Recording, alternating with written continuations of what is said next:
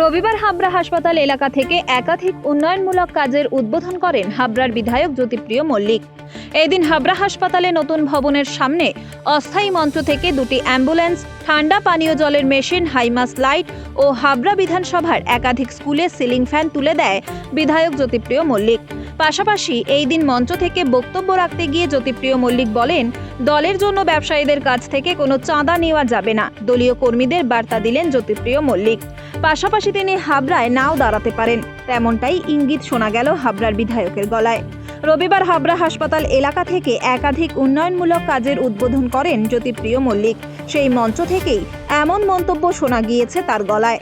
পাশাপাশি হাসপাতালের পরিকাঠামো উন্নয়নে তার কাজের পরিসংখ্যানও তুলে ধরেন বিধায়ক। ওটা যদি ফর্দ না পাই হবে না, হিসাব যা করেছি সে প্রচুর জিনিস। হাবড়া হসপিটালকে প্রথম প্রায়োরিটি দেওয়া হয়েছে। আপনারা জানেন যে মাননীয় মুখ্যমন্ত্রীর সব থেকে বড় যে প্রকল্পগুলো, তার মধ্যে হচ্ছে স্বাস্থ্য একটা বড় প্রকল্প, খাদ্য একটা বড় প্রকল্প মাননীয় মুখ্যমন্ত্রী, বস্ত্র একটা বড় প্রকল্প, বাসস্থান একটা বড় প্রকল্প, যেগুলোকে তাকেই তো অনুসরণ করেছে। মাননীয় মুখ্যমন্ত্রীকে অনুসরণ করে কিন্তু আমরা তৈরি হয়েছি, এটা মাথায় রাখবেন। তিনি প্রতিটি পদক্ষেপে মানুষের যাতে কোথাও না প্রবলেম হয়, মানুষ যাতে ঠিকমতো চলতে পারে, তার জন্য তিনি রাস্তাগুলো করে দিয়েছেন। গাড়ি ঠিকমতো চলতে পারে তার জন্য ব্যবস্থা করেছেন। আইন শৃঙ্খলার যাতে কোথাও অবনতি না হয়, আইন শৃঙ্খলার জন্য তিনি থানাগুলোকে মডার্নাইজ করে দিয়েছেন, মডার্নাইজ উইপেন্স দিয়েছেন এর হাতে, পুলিশের হাতে, এবং পুলিশকে তৎপরতা বলেছেন। পুলিশের গাড়িগুলো রাত্রিবেলা ঘুরে বেড়ায়। তার মধ্যে একটা হলো হসপিটাল, তার মধ্যে স্বাস্থ্য একটা বড় পরিষেবা। মানুষের সব কিছু যদি হয়, স্বাস্থ্য যদি মানুষের ভালো থাকে, তাহলে মানুষ বাকি কাজটা কমপ্লিট করে ফেলতে পারে।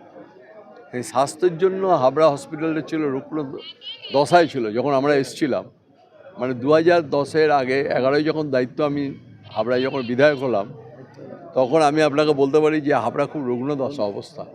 হসপিটালে মানুষ আসতে চায় না। সবারই কিন্তু একটাই ঝোঁক ছিল যে আমাকে আরজিকর নিয়ে চলুন, আমাকে পিজিতে নিয়ে চলুন, আমাকে মেডিকেল কলেজ নিয়ে চলুন, আমাকে ন্যাশনাল মেডিকেল কলেজ নিয়ে চলুন, আমাকে আরজিকর মেডিকেল কলেজ নিয়ে চলুন। কিন্তু সেইগুলো জায়গাগুলো নিশ্চয়ই যাব, কেন যাব না? ভালো চিকিৎসা করতে গেলে কলকাতার কলেজ হসপিটালগুলো পৌঁছাতে হয়। কিন্তু যদি আমরা সেই পরিষেবার যদি 50% কিংবা 75% যদি দিয়ে ফেলতে পারি, সেটাই আমরা হাবড়া হসপিটালে দিতে পারছি। তার যা আনুষঙ্গিক দরকার আছে সমস্তটাই করছি। আপনি শিশু তৈরি হচ্ছে 22 বেডে, মানে ভাবতেই পারে না। আজ থেকে 25 বছর আগে হাবড়ার মানুষ ভাবতেই পারে না যে হাবড়া একটা শিশু তৈরি হতে পারে। তার জন্য সমস্ত অক্সিজেন প্ল্যান্টে আমরা টাকা পয়সা সব কিছু দিয়ে দিয়েছি, কমপ্লিট করেছি, টেন্ডার পর্যায়ে রয়েছে। প্রচুর কাগজ যেগুলো আপনাদের ডিক্লেয়ার করলাম না, টেন্ডার না হলে তো আমি ডিক্লেয়ার করতে পারি না। টেন্ডার যেগুলো হয়ে গেছে সেগুলো কাজগুলো হচ্ছে, সমস্ত কাজগুলো হবে। এখানে ইলেকট্রিফিকেশানের কাজগুলো করা হচ্ছে।